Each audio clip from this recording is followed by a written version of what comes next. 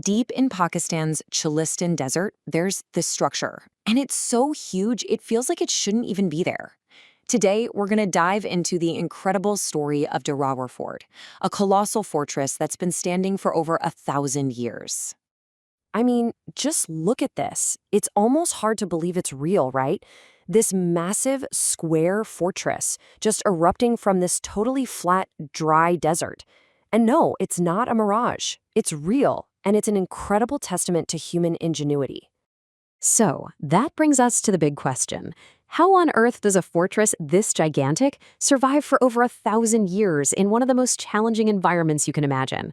Let's get into it.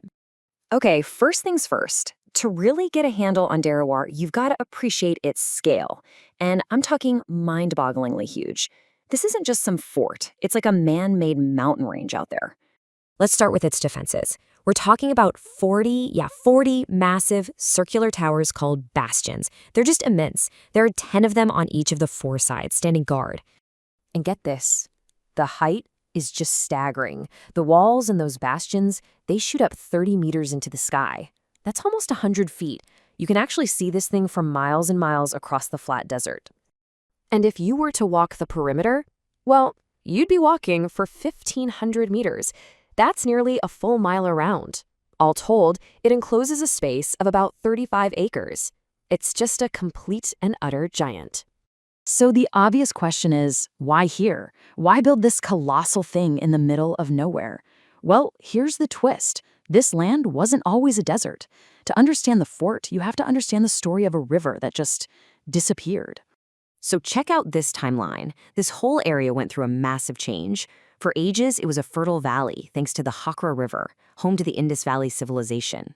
But then, around 600 BC, the river basically just vanished. It changed course, and this whole place turned into the Cholistan Desert. Fast forward hundreds of years to 858 CE, and suddenly this new, dry landscape was the perfect strategic spot to build Derawar Fort. So even though the water was gone, the land found a new, really important purpose. It became this vital corridor for trade caravans and pilgrims traveling between Central Asia and the Indian subcontinent. And in a place this desolate, Derawar Fort was like an oasis. It offered protection, shelter, and most importantly, water. Now, you can probably guess that a fortress this important wasn't just left alone. Oh no, it was a huge prize. And over its long history, Derawar has been fought over, conquered, and controlled by a whole series of different rulers. So let's rewind to the beginning. The fort was first built way back in the 9th century. Its founder was a Hindu Rajput ruler from the Bhatti clan. He actually built it as a tribute to his king, Rawal Deraj Bhatti. That's where the original name Derawar comes from. Over time, that name just sort of softened into the Derawar we know today. You can see the keys to the fort changed hands quite a few times. It starts with the founders, the Bhatti clan, then it was taken by the Nawabs of Bahawalpur. Later, the British Empire had a presence here, and finally it became part of modern-day Pakistan. And this next part is super important. Even though the fort is ancient, the version we see today, that huge, imposing structure, is really thanks to the Abbasi Nawabs. They gave it a massive facelift in 1732 and turned it into the powerful symbol of their rule that we can still see. All right, let's talk architecture. Because Derawar isn't just about being big. It's brilliantly engineered specifically to survive in this incredibly harsh climate. This place is just a marvel of engineering. The whole structure is built from clay bricks, and if you look closely, each bastion has these intricate patterns cut into it. But the real genius might be underground. There are all these passageways and rooms built below the surface, and they're kept cool by this incredible passive ventilation system. Just think about that. Natural air conditioning in the desert. The complex also has the beautiful Abbasi Mosque and some stunning royal tombs, including a really ornate marble one built for a Nawab's English wife. I mean, just take another look at the sheer power of those 40 bastions. They're not just for defense, they are absolutely works of art. You can see these subtle patterns in the brickwork, and the way they catch the desert light is just beautiful. They're a symbol of pure, enduring strength. Imagine all the sandstorms they've stood up to over hundreds and hundreds of years. So what's happening with Derawar Fort today? Well, it's kind of a paradox, really. It's this magnificent ruin that's caught between its long, heavy history and maybe a faint promise of a future. And this really shows you the two faces of Derawar.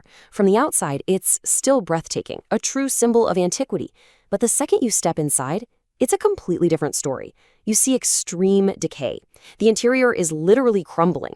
Most of the original woodwork, it's just gone. But it's not all bad news. There are some real glimmers of hope.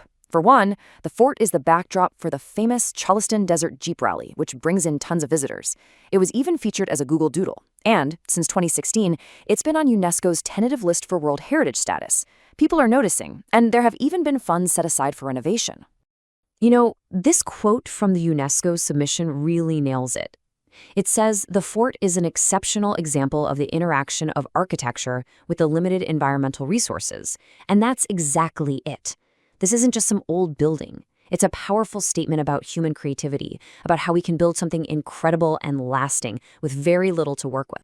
So that's where we leave it. Derawar Fort stands as this breathtaking symbol of adaptability, a survivor of more than 1,000 years.